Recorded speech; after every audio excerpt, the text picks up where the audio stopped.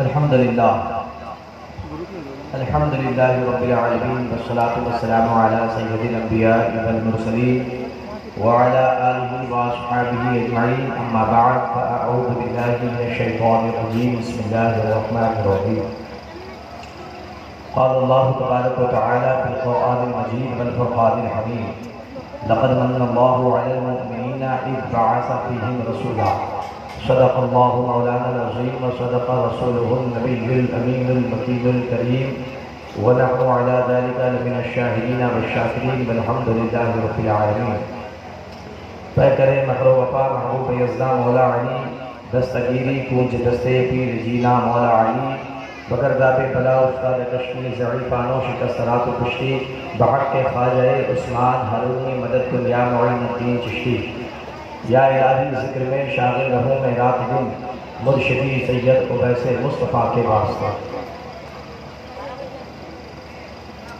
آئیے بڑے ہی ادب و احترام کے ساتھ گنبد خضرا میں آرام فرمانے والے آقا، لمبے لمبے ہاتھوں سے بھیک دینے والے داتا، ہم غریبوں کے غمخوار، ہم غلاموں کے سرور، صاحب انا اعطیناک الکوثر، فداک امی و ابی و روحی و جسدی، جناب احمد مجتبی و محمد مصطفیٰ صلی اللہ علیہ وسلم کے بارگاہ بے کس پناہ میں بڑے ہی ادب و احترام کے ساتھ درود پاک پڑھ لیجئے۔ اللہم صلی علی سیدنا و شفیعنا و حبیبنا و مولانا و خیر محمد معدن الجود والکرم والہ الکرام و ابنہ الکریم مبارک وسلم، صلو علیہ وسلم وسلام علیکہ یا رسول اللہ صلی اللہ تعالی علیہ وآلہ وسلم۔ ایک بار اور بلند آواز سے پورا مجمع پڑھیں، اللہم صلی علی وسلم والصلاة والسلام وسلم، صلی علیہ صلاۃ و سلام علیکہ یا سیدی یا رسول اللہ صلی اللہ تعالی علیہ وآلہ وسلم۔ ایک بار اور نبی اور آل نبی پر پڑھیں، صلی اللہ علیہ النبی الامی وآلہ صلی اللہ علیہ وسلم، صلاۃ و سلام علیکہ یا سیدی یا رسول اللہ صلی اللہ تعالی علیہ وآلہ وسلم۔ لائق مبارکباد ہیں آپ تمامی حضرات،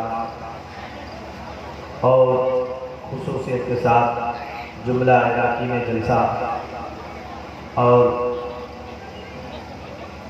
امن کمیٹی کے جملہ ممبران حضرات بڑے ہی مبارکباد ہیں، خوش نصیب ہیں کہ انہوں نے وہ محفل سجائی ہے، یہ وہ محفل ہے کہ جس میں اللہ کے معصوم فرشتے آیا کرتے ہیں۔ سبحان اللہ، کیا کہنے ہیں؟ وہ محفل سجائی ہے، کسی پارٹی والا کوئی محفل نہیں سجائے، کوئی لال جھنڈا پیلا جھنڈا بلو جھنڈا والا نہیں ہے، یہ ہرے جھنڈے والے کا جلسہ ہے، یہ مدینے والے آقا کا جلسہ ہے، ان کے نام سے منسوب ہے اور ان کی محفل سجی ہے، اور حضور علیہ السلام کی محفل کا جو معاملہ ہے اور اللہ اور اس کے رسول کے ذکر کا جو معاملہ ہے، وہ ایک حدیث پاک کے تناظر میں یوں ہے کہ اللہ کے پیارے رسول صلی اللہ علیہ وسلم صحابہ کرام کے ساتھ بیٹھے ہیں، تشریف فرما ہے، اور آقا علیہ السلام کے پیارے صحابہ کی انجمن لگی ہوئی ہے۔ اللہ کے پیارے رسول صلی اللہ علیہ وسلم ارشاد فرماتے ہیں، اے میرے صحابہ سنو، کبھی کبھی تم جنت کی کیاریوں میں بیٹھ لیا کرو، اے میرے صحابہ کبھی کبھی جنت کی کیاریوں میں بیٹھا کرو۔ صحابہ نے عرض کیا، یا رسول اللہ فدا کا امی و ابی، دنیا میں جنت کی کیاری کہاں ملے گی؟ جنت کی کیاری یا جنت کے باغات تو بعد وفات اعمال کے دار و مدار پر ہے۔ یا رسول اللہ دنیا میں جنت کی کیاری کہاں سے میں پاؤں گا؟ تو اللہ کے رسول صلی اللہ علیہ وسلم اپنے غلاموں کو دنیا ہی میں جنت کی جگہ بتا رہے ہیں، اور فرماتے ہیں آقا علیہ السلام، اے میرے پیارے صحابہ سنو، جہاں اللہ اور اس کے رسول کی ذکر ہو، جہاں اللہ اور اس کے پیغمبروں کے ذکر کی محفل سجی ہو، تم وہاں جا کر بیٹھ جانا، سمجھنا جنت کی کیاری میں بیٹھے ہو، تم وہاں جا کر بیٹھ جانا، سمجھنا کہ جنت کی کیاری میں۔ ابھی آپ بتایا جائے، اب آپ لوگ بتائیں، خود بتائیں، میں نہیں کہوں گا، کہاں پر بیٹھے ہیں؟ اور یہ میں اپنی طرف سے نہیں کہہ رہا، یہ میں اپنی طرف سے نہیں کہہ رہا ہوں، بلکہ میں یہ اس کا قول نقل کر رہا ہوں، اس ذات عالم کا قول نقل کر رہا ہوں، ذات عظیم اور اعظم کا قول نقل کر رہا ہوں، جو پوری دنیا میں سب سے ممتاز ہے۔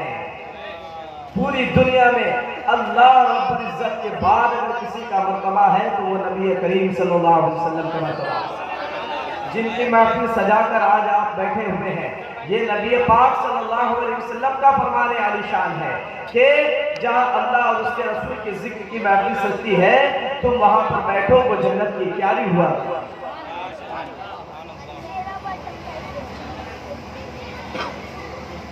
میں نے قرآن مقدس کی جس آیت کی تلاوت کا شرف حاصل کیا ہے، رب قدیر ارشاد فرما رہا ہے لَقَدْ مَنَّ اللَّهُ عَلَى الْمُؤْمِنِينَ إِذْ بَعَثَ فِيهِمْ رَسُولًا، تحقیق بے شک اللہ نے احسان فرمایا ہے مومنین پر۔ کس پر احسان فرمایا ہے؟ بلند آواز سے کہیے، کس پر احسان ہوا ہے؟ پیچھے والے حضرات آپ لوگ بھی تھوڑی آواز نکالیں۔ اللہ نے احسان کس پہ فرمایا ہے؟ اور یہ ہم نہیں کہہ رہے ہیں، قرآن جو اللہ کا کلام ہے وہ خود کہہ رہا ہے۔ اللہ اپنے کلام میں خود فرما رہا ہے کہ بے شک اللہ نے احسان فرمایا ہے۔ کس پر؟ مومنین پر احسان فرمایا ہے۔ کیسا احسان فرمایا ہے؟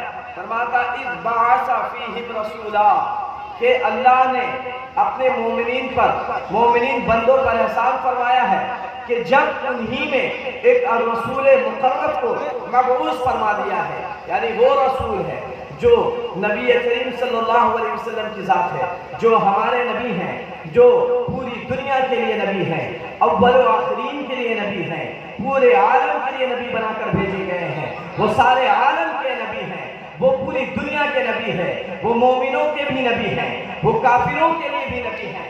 بس فرق یہ ہے کہ وہ کافروں کے لیے عمومی طور پر نبی ہیں، پوری دنیا کے لیے عمومی طور پر نبی ہیں، اور سنی مسلمانوں کے لیے بالخصوص نبی ہیں، خصوصی طور پر نبی ہیں۔ یہ اعزاز مومنین کو حاصل ہے۔ میں آپ کو ایک بات بتاتا چلوں کہ اللہ رب العزت نے آسمان بنایا ہے، لیکن کبھی یہ نہیں فرمایا کہ اے میرے بندو، اے مومنو، میں نے تم پر احسان کیا ہے۔ اللہ نے زمین بنائی ہے، کبھی یہ نہیں فرمایا ہے کہ میں نے تم پر احسان کیا ہے، زمین کی ہریالیاں پیدا فرمائی ہیں۔ کبھی اللہ نے یہ نہیں فرمایا کہ اے میرے بندو، میں نے تم پر احسان کیا ہے، ہوائیں چلائی ہیں۔ اللہ نے فرمایا نہیں کہ میں نے تمہارے لیے احسان کیا ہے۔ اللہ نے اعمال کی بنیاد پر بندوں کو جنت میں محلات عطا فرمائے گا، لیکن اللہ نہیں فرما رہا ہے کہ میں نے تم پر احسان عظیم فرمایا ہے۔ حالانکہ یہ ساری چیزیں ہیں کہ جو اللہ کا احسان ہے، احسان عظیم ہے۔ ہوا اگر نہ ہوتی تو انسان زندہ نہ رہتا، فوراً مر جاتا آکسیجن نہ ہونے کی وجہ سے۔ اگر زمین نہ پیدا کی جاتی تو انسان رہتا کہاں، زندگی کہاں گزارتا؟ اگر زمین کو سخت نہ بناتا تو انسان اس پر زندگی نہ گزار پاتا، اور ہریالی پیدا نہ ہوتی تو انسان غذا کس چیز کو بناتا؟ ہوائیں نہ ہوتی تو آکسیجن کہاں سے لیتا؟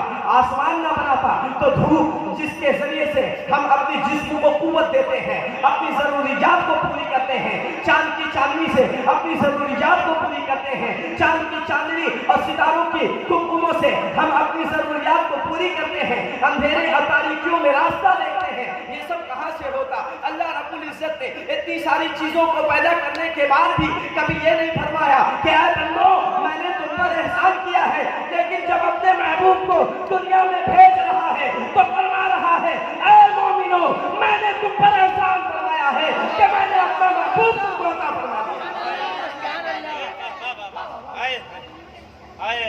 ساری چیزیں بنائی، انسان کو آنکھ دی، نہیں کہا کہ احسان کیا، زبان دی، قوت گویائی دی، کہا نہیں کہ احسان کیا، پیر دیے چلنے کو، قوت دی چلنے کی، لیکن یہ نہیں کہا کہ احسان کیا۔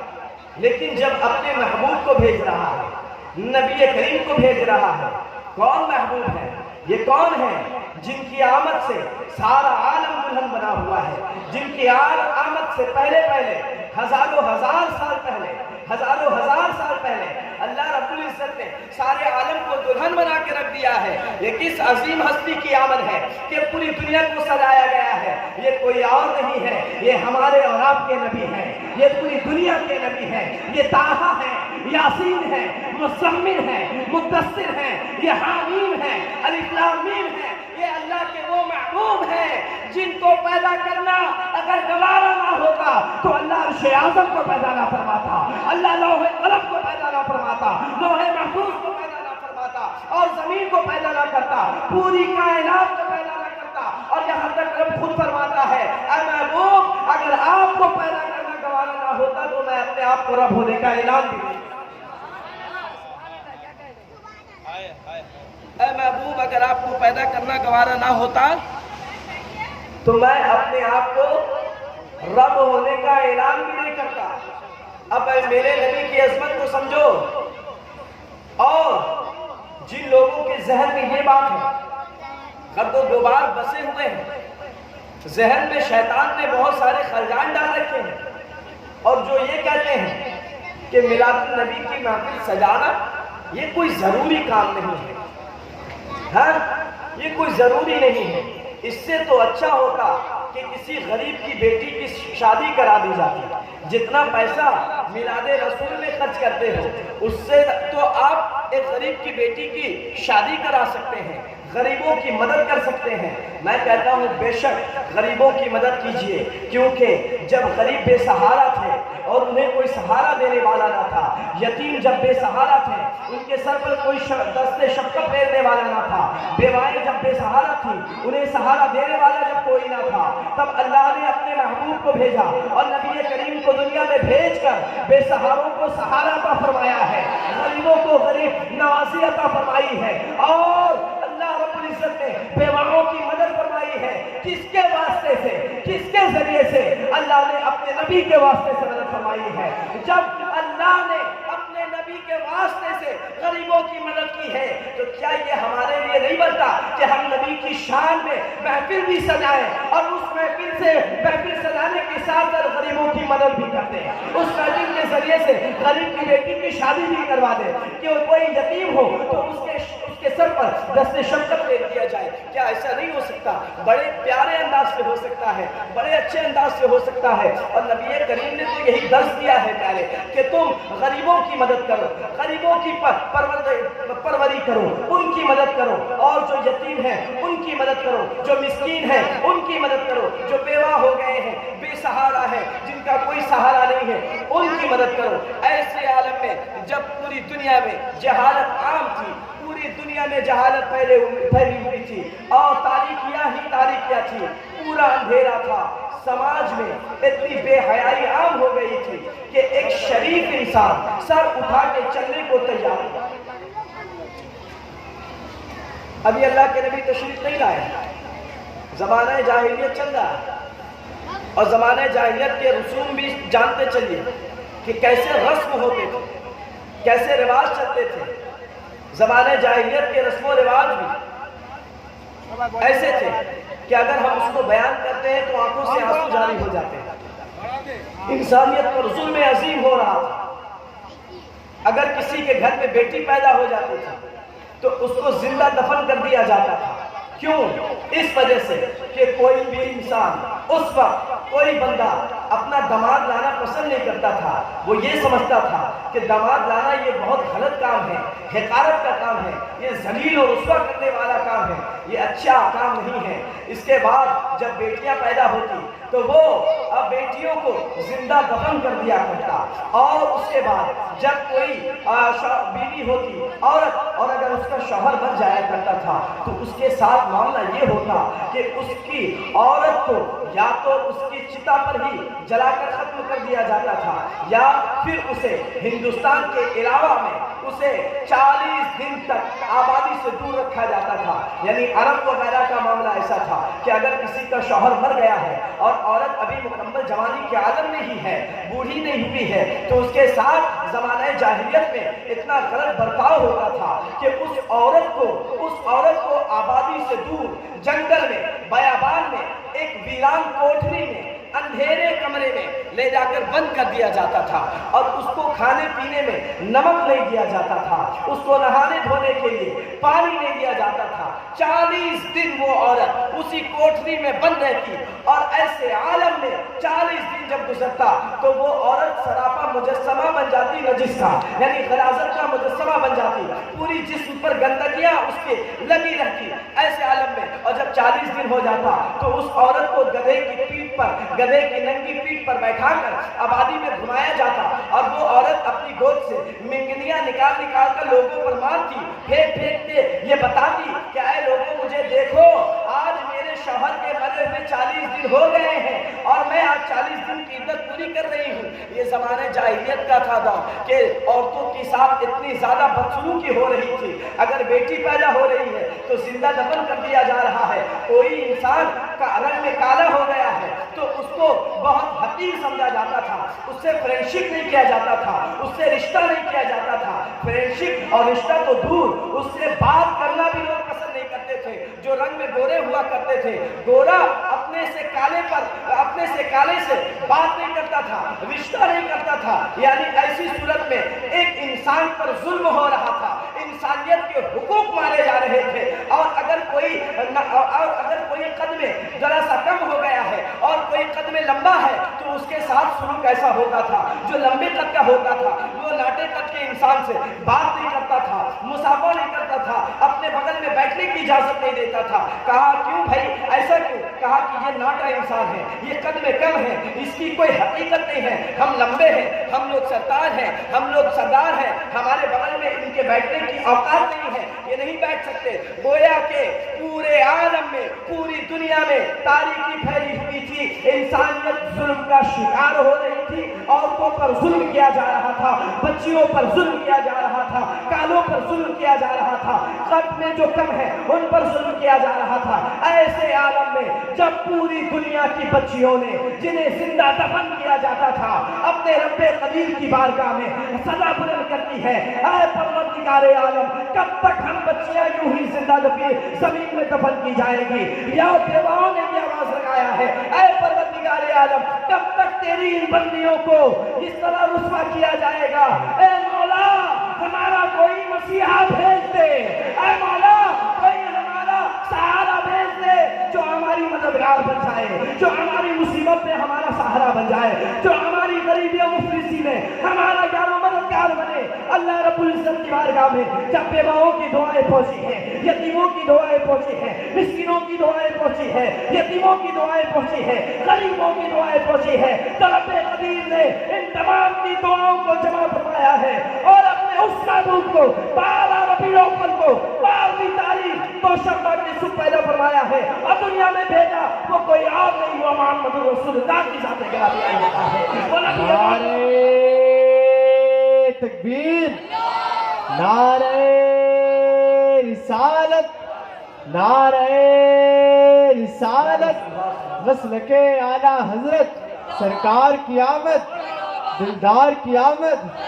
طٰہٰ کی آمد, یاسین کی آمد, یاسین کی آمد, آقا کی ولادت, نعرہ حیدری. واہ واہ. دیکھیں میں نے جو آپ کو ابھی واقعہ بیان کیا ہے,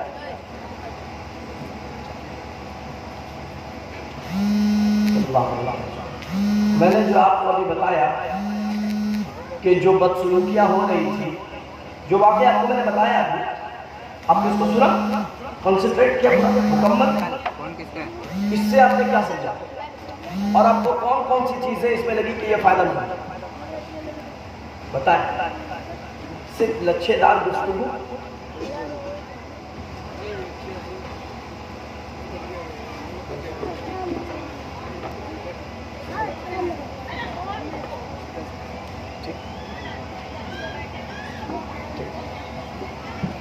10 मिनट बोल के खत्म कर दें। दो दफा पढ़ अल्लाहुम्मा सल्ली अला सय्यिदना मौलाना मुहम्मद सल्लल्लाहु अलैहि वसल्लम। मैंने जो बताया आपको वाक़या सुनाया, इसमें दो बातें बहुत ज़्यादा पॉइंटेड हैं। एक तो वो बात कि जब किसी पर जुल्म होता है तो वो जुल्म को रह रहे के बर्दाश्त ना करें, वरना जुल्म को ज़्यादा बर्दाश्त करने के आदी बनोगे तो तुम्हारी ज़िंदगी ख़त्म कर दी जाएगी और तुम्हें रोन के रख दिया जाएगा। यानी जब जुल्म हो तो जुल्म से बचने का रास्ता निकालें, और जब कहीं से कोई रास्ता ना मिले तो रब्बे कदीर की बारगाह में हाथ उठाकर दुआ करें, क्योंकि मजलूम की दुआ रब की बारगाह में कबूल हो जाएगी। बहुत सारी बातें हैं जो मैं आपके सामने रखता, लेकिन वक्त नहीं है, वक्त खत्म हो चुका है। 10 मिनट का सिर्फ वक्त बचा है, जिसमें से मैं 2 मिनट आपको नाते नबी सुनाऊंगा। सुनाओ, वक्त बहुत कम है। 2 शेर सुनाएंगे। पीछे में बैठे हुए हैं मेरे चचा, हाँ बैठे हुए मुझे देख रहे हैं, मैं भी उनको देख रहा हूँ।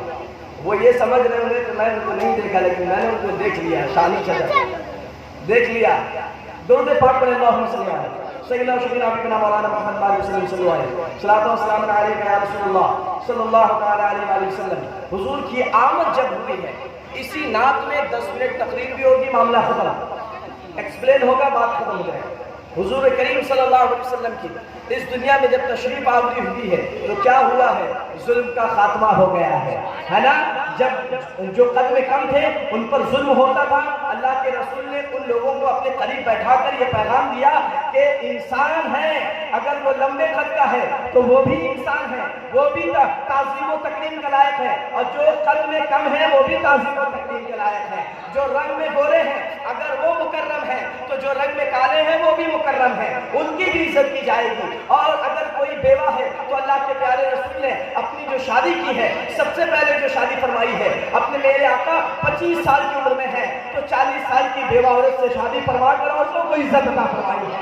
आज कहते हैं कि मिलादुन नबी नहीं करना चाहिए, मैं कहता हूँ कि मिलादुन नबी तो अल्लाह रब्बुल इज्जत ने पढ़ा है, मिलाद तो अल्लाह कुरान में पढ़ता है। ये फरमा रहा है क़द जाअकुम मिनल्लाहि नूरुन व किताबुम मुबीन। सुभान अल्लाह, ताकीद के अल्लाह की जानिब से एक नूर आया और एक रोशन किताब। और फिर यूं मिलाद फरमा रहा है लक़द मन्नल्लाहु अलल मुमिनीन इज़ बअस फ़ीहिम रसूला। ताकीद के अल्लाह ने मोमिनीन पर एहसान फरमा दिया। कब एहसान फरमाया? जब अपने नबी को पैदा फरमाया है।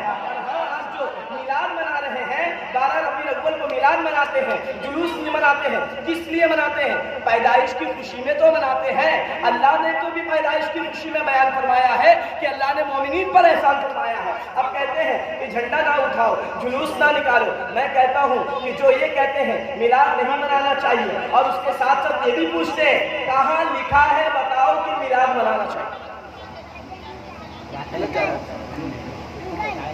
कहाँ लिखा है कि मिलाद मनाना चाहिए?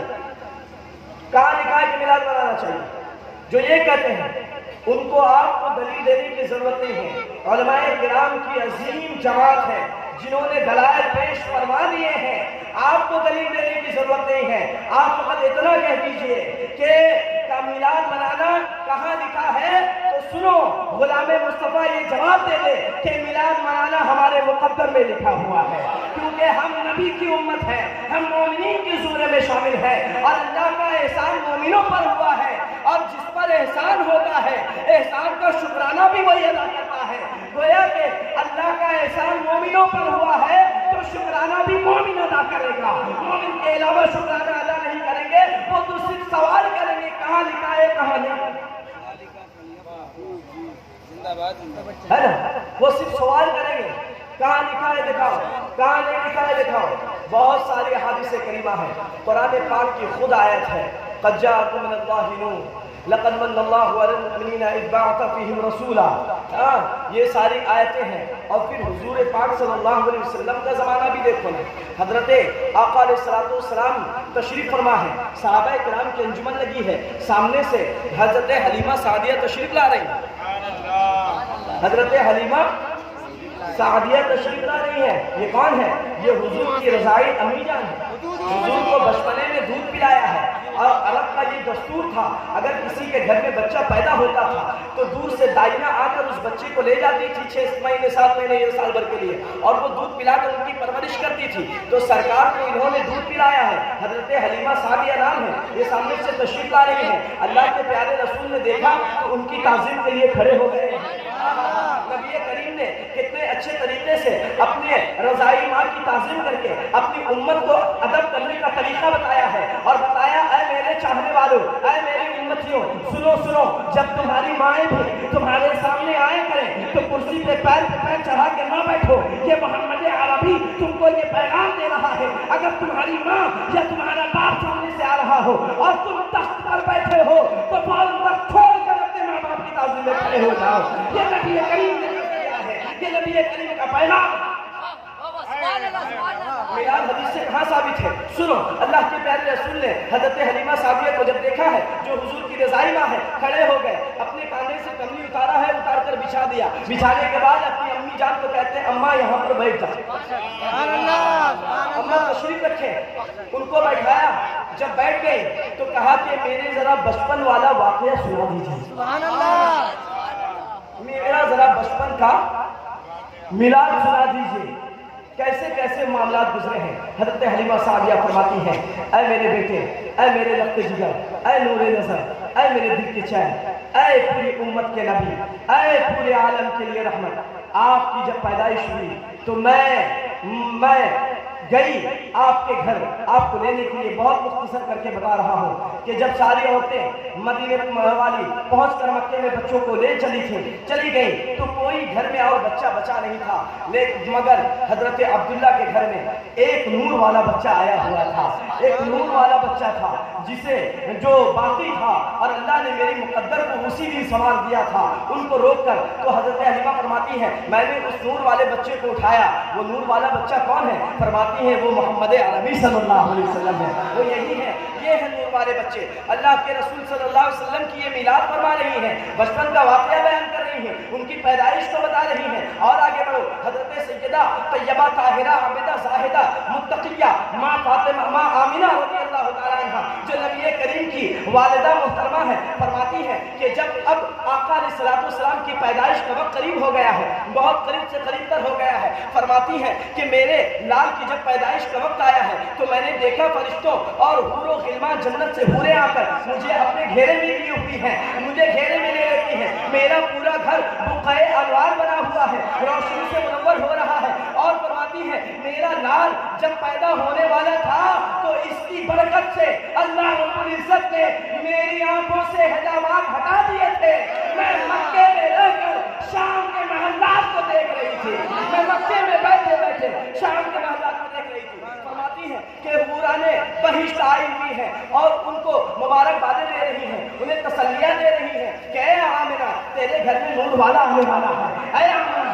تیرے گھر میں نور والا آ رہا ہے۔ جب اس حدیث پاک پر امام عشق و محبت کی نظر پڑتی ہے تو بریلی کے تاجدار پکارتے ہیں صبح طیبہ میں ہوئی بٹتا ہے بارہ نور کا، صبح طیبہ میں ہوئی بٹتا ہے بارہ نور کا، صدقہ لینے نور کا آیا ہے تارا نور۔ یا رسول اللہ میں گدا تو بادشاہ بھرتے پیارا نور کا، نور دل دونا تیرا دے ڈال صدقہ نور کا، اور تیری نسل پاک میں ہے بچہ بچہ نور کا، تو ہے اہل نور تیرا سب گھرانہ۔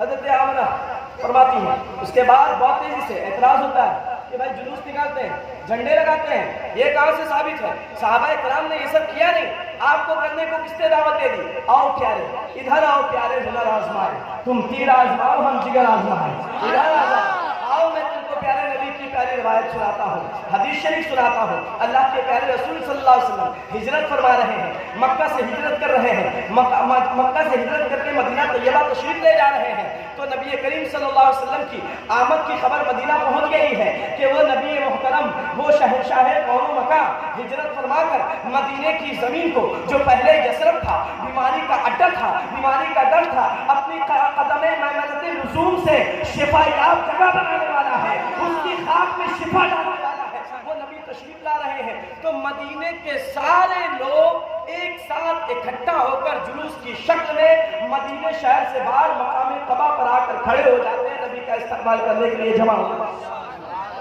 जुलूस किसको कहते हैं? जुलूस किसको कहते हैं? जुलूस उसको कहते हैं कि जिसमें उर्दू के एतबार से दो लोग, एक से ज्यादा लोग जमा हो जाए, और अरबिक के एतबार से 3 से ज्यादा लोग जमा, यानी जिस पर जमा का इतलाक हो उसी को तो जुलूस कहते हैं। यानी लोगों का हुजूम हो, वो जुलूस की शक्ल में निकले हैं, और हम लोग भी उसी के जो सहाबा इकराम ने किया है। अब वो एतराज ये करते हैं कि जो नबी करीम सल्लल्लाहु अलैहि वसल्लम हिजरत फरमाकर जब मदीना जा रहे थे तो उसमें सहाबी कौन थे, सहाबियात कहाँ थी? मैं कहूँगा सुनो प्यारे, तुम्हें पता नहीं है, मदीना शरीफ हिजरत से पहले मक्का में बहुत से ऐसे मदीने के जो थे अंसार वगैरह, ये लोग हुजूर से आके शर्त बैत हासिल कर चुके थे, हुजूर से शर्त बैत ले चुके थे और सहाबियत में अपने आप को दाखिल कर चुके थे। ये सारे लोग हुजूर के सहाबी और सहाबियात थे। रावी कहते हैं कि जब नबी करीम सल्लल्लाहु अलैहि वसल्लम करीब हो गए हैं तो मर्दों औरत छतों पर चढ़ गए हैं, बच्चे और गिलमान रास्ता और गलियों में छा गए हैं, और मदीने के बूढ़े जवान जितने थे सब के सब मदीना शहर से बाहर निकलकर मकाम क़बा में खड़े हैं और नबी करीम का इंतजार कर रहे हैं। जैसे ही नूर वाले की नूरानी सूरत पर नजर पड़ती है, मदीने के जितने बाशिंदे सहाबी और सहाबियात खड़े थे इंतजार और इस्तकबाल में, सबके सब पे सवाल होकर ये कहते हैं तलाल बदलो अलैना मिन सरियातिल वदाई वजब शुक्र अलैना मा तालिना ताई अय्यान ताऊ सुफीना जी कबिल अमरिल मुकाय। वदा की घाटियों से हम पर चांद तुलू हो गया है, बद्र का चांद हम पर तुलू हुआ वदा की घाटियों से, और वो ऐसा चांद तुलू हुआ है कि जिसकी आमद से अल्लाह ने यसरब को शिफा खाना बना दिया है। जो बीमारी का अड्डा था उसको शिफा खाना बना दिया है, जो जुल्म हो रहे थे जुल्म का खात्मा कर दिया है। वो नबी तशरीफ लाए हैं तो कहते हैं कि ऐसे नबी जो जिनके आने से हम पर बीमारियां उतर रही थी वो खत्म हो गई, हम पर मुसीबतें हो रही थी वो खत्म हो गई, हम पर जुल्म हो रहा था वो खत्म हो गया। वो फरमाते हैं कि ऐसे नबी के आने से हम पर अल्लाह का शुक्र वाजिब हो, और ऐसे नबी हम पे तशरीफ लाए हैं जिनकी इताअत हम पर वाजिब कर दी गई है। कहो ये सही, ये हदीस पाक में नहीं है, सुनो हदीस पाक सही मुस्लिम में ये रवायत मौजूद है, अल मुअज्जमुल कबीर में मौजूद है, अल मुसनदुल असानीद में मौजूद है। इसके अलावा इमाम कस्तलानी ने भी रवायत किया है, इसके अलावा इमाम ज़रक़ानी ने भी रवायत किया है, और ऐसे ऐसे जो अजिल्ला अइम्मा और मुहद्दिसीन की जमात में शामिल हैं बेशुमार पड़े हुए हैं। अगर उनके दलीलों को पेश किया जाए, एक नहीं सैकड़ों रातें गुजरेगी, दलाइल कंप्लीट नहीं होगी। तो मैं आप लोगों को फकत इतना कहूंगा कि आपको दलील देने की जरूरत नहीं। जो ये पूछे मिलाद मनाना कहाँ लिखा है, उनसे कोई और बात ना कहो, बल्कि ये कहो कि मिलाद मनाना हमारे मुकद्दर में लिखा। सुभान अल्लाह, सुभान अल्लाह। और एहसान मोमिनों पे हुआ है तो एहसान का शुक्राना भी मोमिन अदा करें। अल्लाह रब्बुल इज्जत ने देखे ना कितने पाकीज़ा अंदाज में जो नहीं मनाने वाले को खारिज ही कर दिया है। कैसे खारिज किया? लफ्ज़ मोमिन का इंतखाब करवा कर कहा कि अल्लाह का एहसान मोमिनों पर हुआ और किसी पर नहीं हुआ। अब जो मोमिन होगा वो नबी की मिलाद का इंतजाम करता चला जाएगा, वो जुलूस में झंडे उठाता चला जाएगा, वो मिलादुन नबी में जलसे और जुलूस की ये रानाइयाँ बिखेरता चला जाएगा जिन पर एहसान हुआ। और जो मोमिन होता जाएगा वो अपनी इब्तदा से इंतहा तक नबी की मिलाद मनाता चला जाएगा। झंडे लगाना कहाँ से साबित? आओ सैयदुल मलाइका के पास चलते हैं। सैयदुल मलाइका कौन है? ये सैयदुल मलाइका हजरत जिब्रील अमीन है। झुक कर कह दो या रसूल अल्लाह, पूरा मजमा झुक कर कह दो एक बार या रसूल अल्लाह। पीछे वाले आजाद एकदम नहीं बोल रहे हैं, मेरे चचा जो वो ज्यादा जोर से बोले या रसूल अल्लाह, या रसूल अल्लाह। हम तेरे गुलाम हैं, हम तुझ पर मर मिटने वाले हैं, क्योंकि आपका जो एहसान अजीम है, अगर हम अपनी एक जान क्या हजारों जान भी दे दे वो एहसान अजीम अदा नहीं कर। एक एहसान नहीं, बहुत से एहसानात हैं आपका अलैहिस्सलाम के, बेशुमार एहसानात हैं। तो झंडे लगाना हजरत जिब्रील अमीन की सुन्नत। किसकी सुन्नत? जिब्रील अमीन की। सैयदा आमिना रज़ियल्लाहु ताला नबी पाक की वालिदा मोहतरमा फरमाती हैं कि जब मेरा लाल तशरीफ लाने वाला था तो मैंने देखा कि 3 झंडे नस्ब हुए हैं, एक झंडा मशरिक में, एक झंडा मगरिब में और एक झंडा खाने काबा के छत पर लगाया गया। یہ جھنڈا کون لگا رہا ہے؟ راوی کہتے ہیں یہ جھنڈا لگانے والی ذات جو یہ فرشتوں کی ہے، اور فرشتوں میں کون ہے؟ کہتے ہیں فرشتوں میں جو ہے سید الملائکہ وہ حضرت جبریل علیہ السلام۔ حضرت جبریل جو گویا کہ ہم جو یہ کام کرتے ہیں، میلاد مناتے ہیں، جھنڈے لگاتے ہیں، میلاد کی محفل سجاتے ہیں، الحمدللہ ثم الحمدللہ، پورے کے پورے قرآن و احادیث کریمہ سے ثابت ہے۔ کسی کا بھی آپ اعتراض نہیں کر سکتے اور کسی کا بھی آپ کہیں سے رد نہیں کر سکتے، کیونکہ اور جس نے انکار کیا ہے، جو رد کر رہا ہے، اب آپ سمجھ جائیے انکار کون کر رہا ہے، رد کہاں سے کر رہے ہیں، کیسے رد کر رہے ہیں۔ یہ نبی کریم صلی اللہ علیہ وسلم کا احسان عظیم مومنوں پر ہوا ہے۔ مومن کبھی انکار نہیں کرتا بلکہ نبی کا نام سنتا ہے تو وہ مسجد جاتا ہے۔ تو نبی کی محبت میں آپ حضرات اپنے گھروں میں میلاد کی محفل سجائیں۔ وقت ختم ہو چکا ہے، خوب کی سیر چمن پھول جو نشاد رہے، باغ با جاتا ہوں، گلشن پہ آباد رہے۔ السلام علیکم الہدا، السلام علیکم ورحمۃ اللہ تعالی وبرکاتہ۔ ٹھیک، نستغفر اللہ العظیم و اتوب الیہ۔ السلام علیکم۔